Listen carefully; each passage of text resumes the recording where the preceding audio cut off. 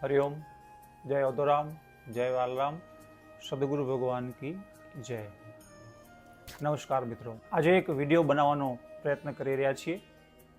એની પાછળનું એક કારણ છે કે ઘણા દિવસથી મોબાઈલ ઉપર એક વિડિયો વાયરલ થઈ રહ્યો છે હરિદ્વારમાં માત્ર 80 રૂપિયામાં ગુજરાતીઓ માટે રહેવાની શ્રેષ્ઠ જગ્યા, કે જેમાં આવે છે કે શ્રી કચ્છી આશ્રમમાં માત્ર 80 રૂપિયામાં 2 ટાઈમ ચાય, 2 ટાઈમ નાસ્તો અને 2 ટાઈમ જમવાનું આપવામાં આવી રહ્યું છે।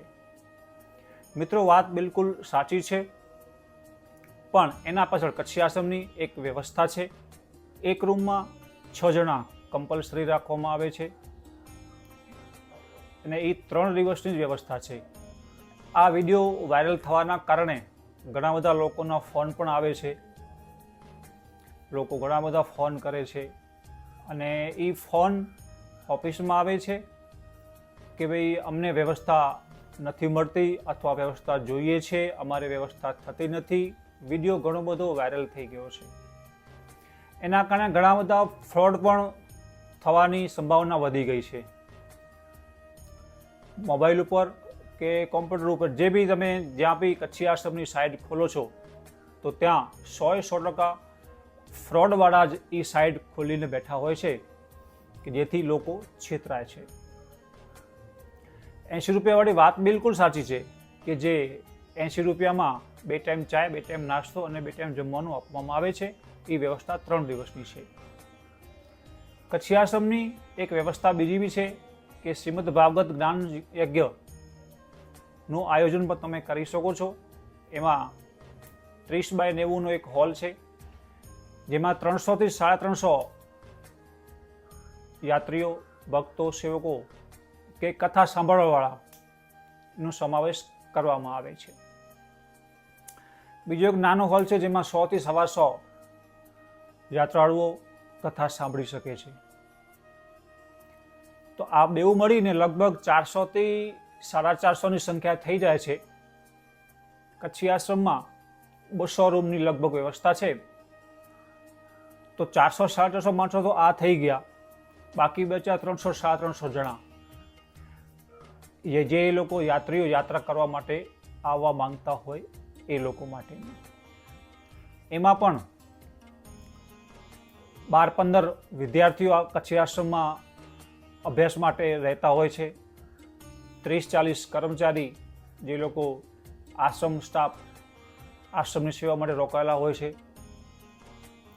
બીજું અહીંયા 150 બ્રાહ્મણો રોજ 365 દિવસ ભગવાન વાલરામની ચાલીસાના પાઠ, ભગવાન શંકરની રુદ્રી, મા પાર્વતી, મા દુર્ગાની દુર્ગા સપ્તશતી, નવચંડી પાઠ અને સાથે શિવશક્તિ મહાયજ્ઞનું આયોજન પણ ચાલુ હોય છે।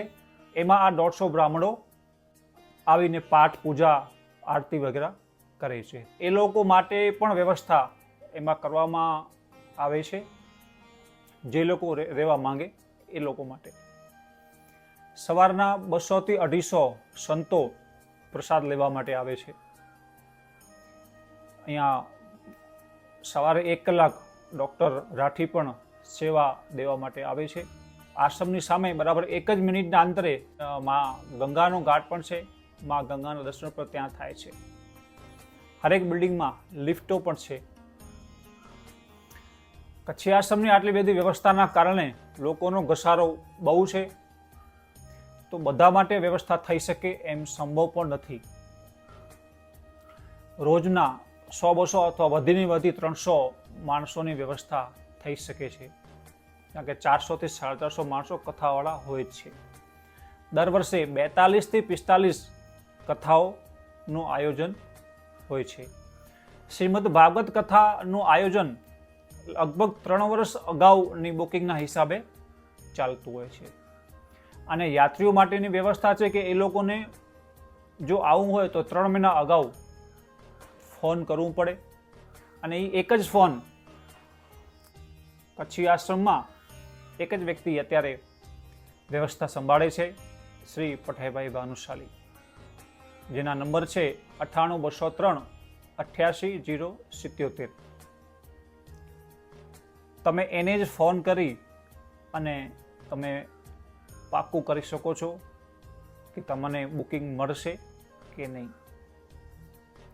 બીજે ક્યાં પણ તમને ફોન કરશો તો કોઈ પણ તમને જવાબ નહીં આપી શકે, અને જો જવાબ આપશે તો માનીને ચાલજો કે એ રોંગ હશે. કારણ કે ઘણી બધી વેબસાઇટો મોબાઈલ ઉપર, કોમ્પ્યુટર ઉપર, ગૂગલ ઉપર ઘણી બધી વેબસાઇટો લોકોએ ખોલી મૂકી છે. હમણાં વેકેશન આવશે, વેકેશનમાં લોકોનો ઘણો બધો ઘસારો હોય છે. વેકેશનના કારણે લગભગ રોજ 5-25 હજાર યાત્રીઓ યાત્રા માટે આવતા હોય છે. તો બધા માટે વ્યવસ્થા કચ્છી આશ્રમમાં ન થાય એવી સંભાવના હોય છે. અને સ્વાભાવિક છે કે જ્યાં 300 જણાની વ્યવસ્થા હોય ત્યાં 5-25 હજારની વ્યવસ્થા ન થઈ શકે. મેન તો આ વિડીયો બનાવવાનું કારણ એ કે લોકો છેતરાય નહીં અમારા નામે. કારણ કે હવે લોકો ઘણા બધા ફ્રોડ કરે છે અને લોકો ઘણા બધા છેતરાય છે. છેતરપિંડીવાળા કેસના ફોન પણ ઘણા બધા આવે છે કે ભાઈ તમે, એ લોકો રસીદ પણ લઈ આવે છે કે આ મેં આ રસીદ આપી છે ને આ પૈસા આટલા ભરાણા, અહીંયા ક્યાં કોઈ 5,000માં છેતરાય, કોઈ 10,000માં છેતરાય, કોઈ 25,000માં છેતરાય. તો આ છેતરપિંડી ન થાય એક એને રોકવાનો પ્રયત્ન મોબાઈલના માધ્યમથી કે ભાઈ થોડાક સાવધાન આપણે રહીએ તો છેતરપિંડી ઓછી થાય. અને કચ્છી આશ્રમના નામે કોઈ ફ્રોડ કરતું હોય તો તમે એનાથી બચી શકો.